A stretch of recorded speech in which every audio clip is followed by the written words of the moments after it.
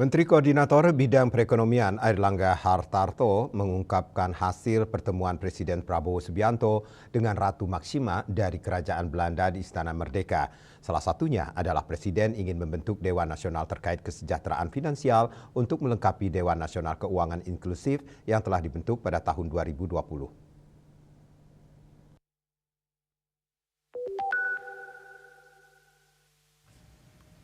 Menteri Koordinator Bidang Perekonomian Airlangga Hartarto mengungkap hasil pertemuan Presiden Prabowo Subianto dengan Ratu Maksima dari Kerajaan Belanda, yang merupakan advokat khusus Sekretaris Jenderal PBB untuk Kesehatan Finansial.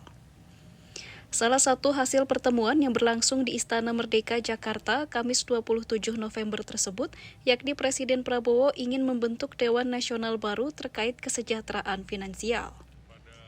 Airlangga menyatakan pembentukan Dewan Kesejahteraan Finansial untuk melengkapi Dewan Nasional Keuangan Inklusif yang telah dibentuk pada 2020 lalu.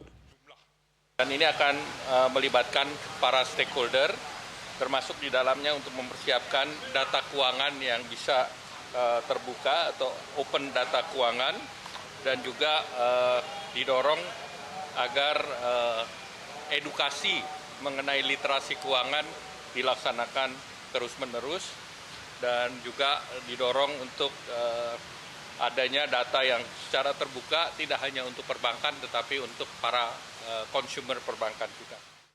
Dalam pertemuan itu, Airlangga mengatakan Presiden Prabowo menyampaikan bahwa 88,7 juta rumah tangga di seluruh Indonesia didorong untuk memiliki rekening sendiri dengan tujuan mempermudah penyaluran bantuan dan meningkatkan inklusi keuangan.